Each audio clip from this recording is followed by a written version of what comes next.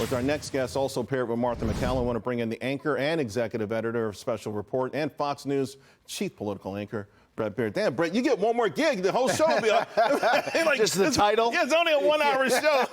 Good to see you, man. How You you been? too. Listen, I know you're going to be sitting there like, ask this, do this. I know. It's like, Because it's just the moderator inside, you know. Right. Ideally, the moderator should be somebody who steers them, but then falls back into the wallpaper and is not a part of it. And I hope that that's what they're going to do, Jake Tapper and Dana Bash. And I really do think, what you were talking about earlier, the economy is going to be top on the issues, Right. especially inflation. Right. The thing is, though, and again, you know, I've had almost every guest today, all my economic guests, all these Wall Street folks, they all say the same thing. The economy is great. You know, I'm always finding myself asking, do you have anyone in your family middle class?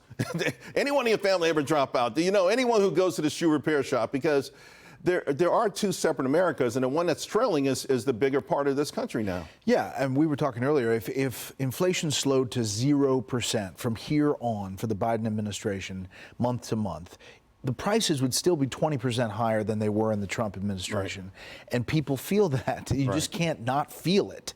So how do you deal with it? What are you going to do about it?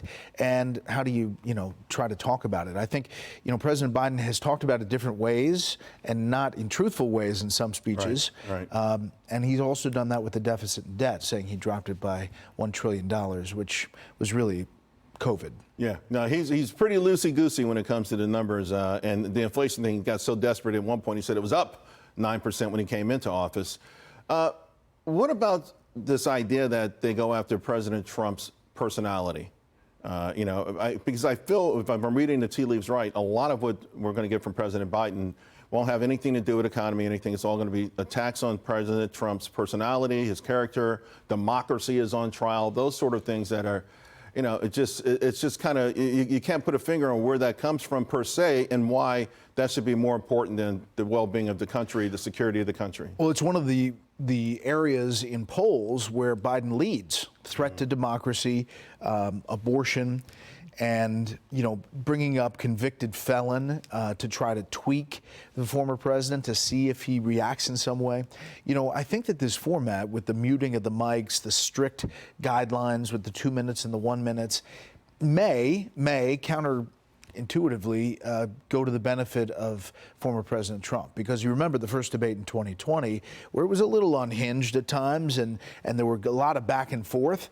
I think that's what Biden wants to get out of Trump, and that maybe the regulations and rules that the Biden team really fought for might go the other way. So the irony is that they become guardrails of sorts. They keep President Trump, that's interesting. Although I think he would have loved a live audience. I think he feeds off a live audience, whether they're pro or con. Yeah. A lot of people are saying that this is make or break, though, for President Biden.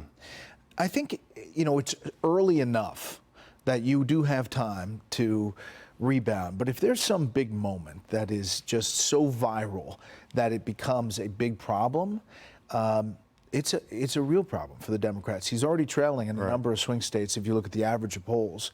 And part of that reason is just by how he carries himself, even with a teleprompter. I saw a play 2 days ago about Obama off Broadway. I think it's going to come to Broadway. It's going to be a smash hit. It was funny as hell. They did take shots at Fox, but it was a nice silent live kind of thing. But the guy who played Biden, he stole the show. And, he was always sort of staring out into space kind of thing. If President Biden has one of those moments tonight, I mean, could we see really a real serious call to, hey, let's replace the candidate? There's a lot of circles in the Democratic Party that are not even being quiet about it anymore. They're saying that out in the open. There's a number of articles that are quoting people saying that would happen. I think that's their biggest thing. They've got to get over that hurdle. And to your last guest's point, I think it is about style, less than substance. But in 90 minutes, hopefully we're going to get some serious substance. Right. Thanks, Thank buddy. you so much. Yeah, we'll see you. The best in the business, folks. All right, of course, you can watch the CNN presidential debate right here on Fox. We've got a simulcast, and it starts at 9 p.m. Eastern tonight.